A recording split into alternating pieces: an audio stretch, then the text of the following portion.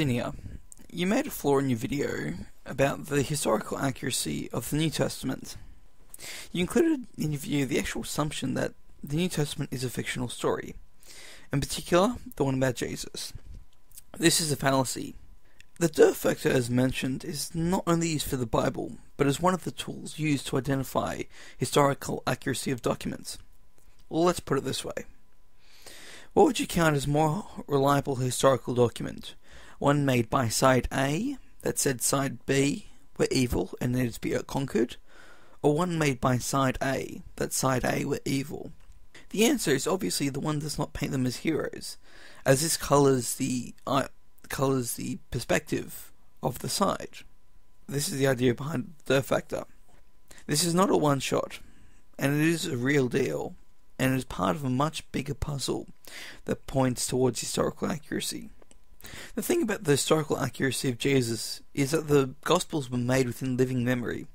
So if there was a major problem with it, if it was a work of fiction or whatever, there would have been people screaming in uproar that it was wrong. It's like making a modern historical documentary of World War II and making up a bunch of facts. There are plenty of people alive that will tell you that you're wrong. We also have the fact that the Gospels don't agree entirely, but in essence.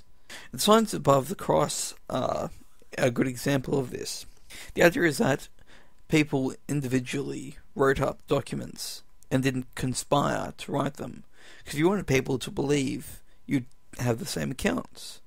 Slight differences are actually a boon to accuracy. And there's one more point. John Dickson, who is a research fellow, and he's also a PhD of ancient history at Macquarie University here in Australia, actually said he would eat a page of his Bible if anyone could find a professor of ancient history, classics, or New Testament anywhere in the world that believes that Jesus never existed. And his Bible is currently quite safe. This means that people that major in the field and are authorities on the subject are quite sure the New Testament story in terms of its general story is true. The argued points are the ones that are hard to back up, such as miracles and resurrection, not the story itself. If you do want to look away from biblical sources, we can also look at Tacitus and Josephus. We get a similar picture of overall about Jesus, where Josephus mentions that Jesus did baffling deeds.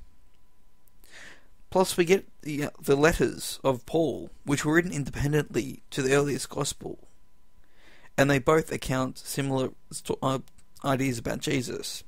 This is the sort of research you need to do before you start claiming people are wrong. I'd encourage you to do better work next time.